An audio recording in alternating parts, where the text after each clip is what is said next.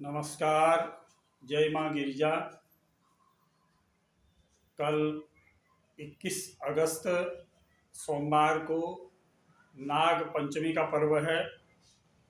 हमारे शास्त्रों के अनुसार श्रावण शुक्ल पक्ष पंचमी तिथि को नाग पंचमी का पर्व मनाया जाता है और जिसमें विशेषकर जो अष्टकुल नाग हैं उनकी पूजा की जाती है। हमारे कुमाऊं मंडल में कल के दिन जो प्रसिद्ध नाग मंदिर हैं उनमें कालिए नाग, पिंगली नाग, धौली नाग, बासुकी नाग, फेड़ी नाग, करकोटक नाग आदि ये जो 8 जो नागों के मंदिर हैं उनमें पंचामृत के द्वारा पूजन किया जाता है। नागों की पूजन किया जाता है। प्रत्येक घरों में भी द्वार पर नागों के चिन्ह बना करके उनका पूजन किया जाता है और कहते हैं कि नाग पंचमी के दिन नागों का पूजन करने से किसी प्रकार का भी भय नहीं रहता। और दूसरी हमारी पौराणिक परंपरा के अनुसार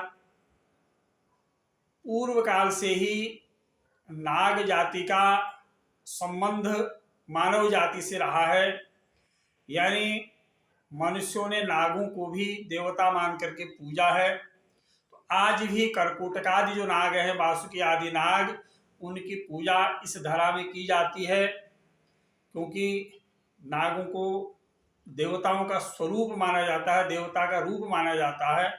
इसलिए नाग पंचमी के दिन विशेषकर भगवान शिव के मंदिर में पूजन करने से, रुद्राभिषेक करने से, भगवान शिव का सांगोपांग पूजन करने से और भगवान शिव में नाग अर्पण करने से भगवान शिव की कृपा से समस्त प्रकार के रोग, शोक, व्याधि, कष्ट दूर होते हैं। और दूसरी ओर जिनकी भी जन्म कुंडली में काल सर्प योग है, यानी राहु और केतु के मध्य में अन्य ग्रहों की जब स्थिति आ जाती है तो कुंडली में उसको काल सर्प योग कहा जाता है। तो उसकी निवृत्ति का सबसे बड़ा उपाय वर्ष भर में नाग पंचमी का जो पर्व है उस दिन इसका उपाय सबसे सरल और सुलभ है।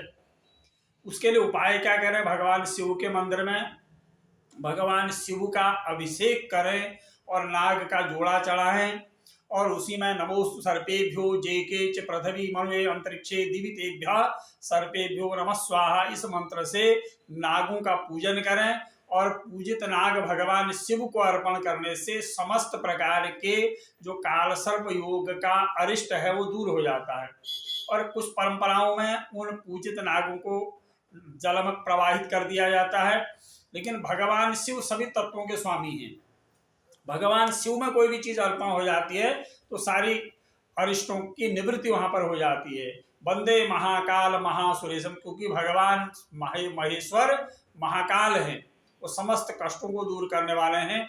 तो कल के दिन सोमवार के दिन जो नाग पंचमी का जो योग बन रहा है वो बड़ा दुर्लभ योग है। उस योग में जो भी भगवान शिव का पूजन करेंगे, शिव का अभिषेक करेंगे, व्रत करेंगे, जप करेंगे, दान करेंगे, होम करेंगे, उनको अक्षय पुण्य की प्राप्ति होगी। विशेषकर कुंडली में जो काल सर्प योग दोष है या अन्य प्रकार के राहु और केतु से संबंधित जो ग्रहों का अरिष्ट है उसकी निवृत्ति के लिए ये उपाय कल के दिन किए जाते हैं। ये तो नाग पंचमी का पर्व है। दूसरा, हमारे कुमाऊं मंडल में कल एक वीरूड़ा पंचमी करके पर्व होता है जिसका अपने आप में बहुत बड़ा महत्व है।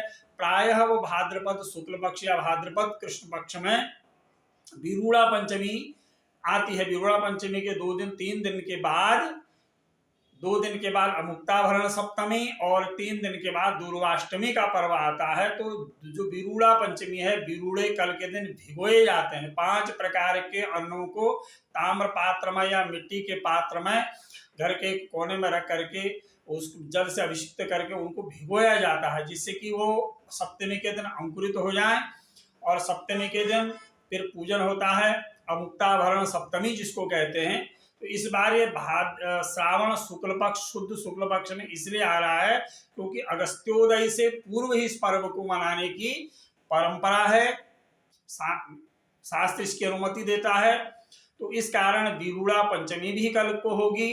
जो वीरूड़े कल भिगाए जाएंगे और अमुक्ताभरण सप्तमी के दिन डोर पूजन होगा, दुर्वाष्टमी के दिन दुर्वा का पूजन होगा, अष्टमी और यानी सातों और आठों जो पर्व है उमा महेश्वर भगवान का एक महापर्व है। इसमें शिव और माता पार्वती का घरों में उनकी प्रतिमा बना करके उनका पूजन माताएं करती हैं, कुमारी कन्याएं करती हैं, और उस व्रत के प्रभाव से माता भगवती भवानी भुवनेश्वरी माँ भगवती पार्वती जी भगवान शिव प्रसन्न होते हैं और मनोवांछित फल की प्राप्ति कराते हैं। तो सातों और आठों का जो पर्व होगा वो 23 और 24 को होगा। 23 को सातों का यानी अमुक्ताभरण सप्तमी और 24 को दुर्वाष्टमी का पर्व होगा।